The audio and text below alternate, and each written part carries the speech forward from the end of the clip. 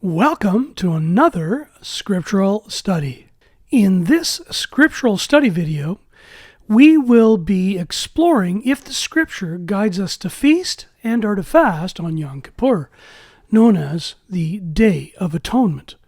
Because the world religions of Judaism, Christianity, and Islam will tell you that afflicting your soul is equivalent to fasting from food.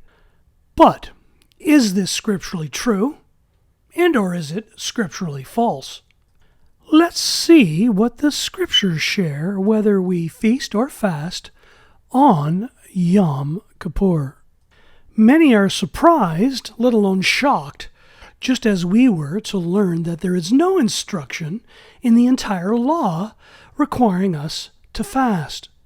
But there are many scriptural examples of YaHUaH, the Messiah Yahushua, and the Apostle Shaul condemning the way others in world religions were fasting.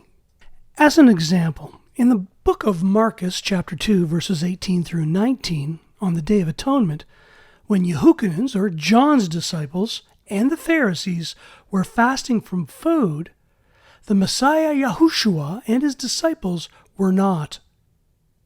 The Messiah Yahushua was actually challenged on why they were not fasting from food on Yom Kippur.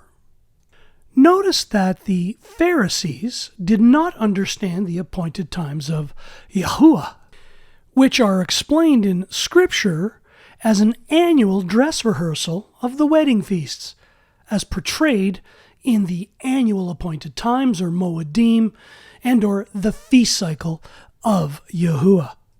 The Messiah Yahushua properly put Yom Kippur in context of the wedding feast and explained that the wedding is a feast, not a fast. So, are there further scriptural and etymological witnesses that support this claim?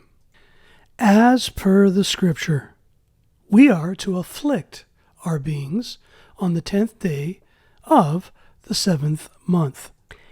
In YaHUaH, chapter 23, verse 27, the original scriptural Hebrew word for afflict was anah, and literally means to humble oneself, while the Hebrew word for fast is tsum, as we can see in Strong's, and it means to refrain from eating for a period of time. But the word fast and or tsum was not the word YaHUaH utilized when instructing how to rehearse for the wedding feast on Yom Kippur, did he? He indeed utilized the Hebrew word anah, H6031 in Strong's, which means humbling one's soul. In fact, the Hebrew word anah, which means afflicted, appears 79 times in the Old Covenant and means afflicted as a servant or slave. Two scriptural witnesses reveal that in both Bereshith, or Genesis, chapter 15, verse 13, and Bereshith, chapter 16, verse 6, it is used in the same manner. As an example, when Sarah is told by Abraham to anah, or afflict her servant Hagar, it means to humble her, not starve her. In Shemoth, or the book of Exodus, chapter 10, verse 3, anah is used and interpreted as humble yourself. There is another very important usage of the word anah, and that is within the context of a marriage and oaths. We see the word anah used in Bamidbar, or Numbers, chapter 30, verse 13, in context of marriage vows, and again used in the sense of humbling yourself. Again, in the book of Devarim, or Deuteronomy, chapter 8, verse 16, the word anah is used meaning to humble yourself. In some cases, it is translated afflicted, but always in the sense of humbling, and never in the sense of not eating food. Of all the occurrences in the Tanakh of the word anah, we cannot find one that refers to fasting or refraining from eating. No, not one. In YaHUaH chapter 23, verse 27, YaHUaH gives the instruction on Yom Kippur that we should rest as it is a Sabbath. We should afflict our souls, not our bodies. And we should bring an offering of fire. And what was done with an offering of fire? It was eaten, wasn't it? And thus why the Messiah Yahushua did not require his disciples to fast from food on Yom Kippur. But let us all be forewarned. We will be challenged on this by world religions and by their so-called world religious leaders. Let us all then respond with the word of truth and help folks from being imprisoned in paganism.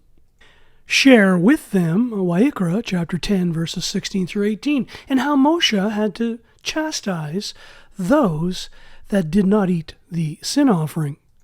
Yes, respond like Yeshayahu did to the people who were still imprisoned in world religions and ask the question, is the day of Yom Kippur a day for man to afflict his being?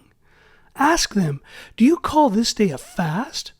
Is it an acceptable day to YaHUaH? Ask them, isn't the Day of Atonement designated to loosen the tight cords of wrongness that world religions teach and promote? Are we not to undo the bands of the yoke, to exempt the oppressed in order to break off every yoke? Further ask, are we not to share our bread with the hungry on this day, to bring in the poor who are cast out into our house, let alone clothe them? The world religions of Judaism, Christianity, and Islam will erroneously tell you that afflicting your soul is equivalent to fasting from food. This world religious claim is scripturally false. Please, let's all hear the call and proclaim freedom for the captives of darkness who are still imprisoned in world religions. Share what Zechariah did to those who were imprisoned in world religions and ask the question, do you truly fast for YaHUaH, or is it something else? Or do we not know that the wedding feast is all about right ruling, kindness, and compassion by not oppressing the widow, fatherless, and/or the poor? World religions and their so-called religious leaders regrettably have no clue in this scriptural subject matter. And if they do, they are consciously hiding it with their global lies that fasting is about afflicting your body. Yom Kippur represents the dress rehearsal of the wedding feast, in which we humble ourselves in a commitment to YaHUaH and His way, just as wedding vows are intended to be. Isn't Yom Kippur an annual call to examine ourselves, to inwardly reflect if we indeed are committed to this relationship with Him and His way? In fact, the Scripture provides guidance that to anah means to humble ourselves before our husband, a lifelong commitment, so to speak, just as a bride would in honor of her husband. So, let us all come out of this world and stay away from its world religious man-made traditions, as their so-called world religious leaders will gladly lead you astray. To learn about true fasting and its true purpose in association with prayer, start off with these two scriptural witnesses.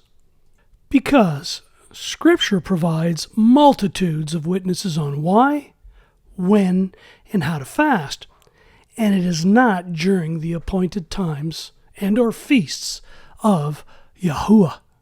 So, as we have seen and heard, Scripture easily answers why we feast on Yom Kippur, and or as some say, the day of At One Ment with YaHUaH and His way. We continue to pray in the name which is above all names that these scriptural study videos provide value to you and your loved ones.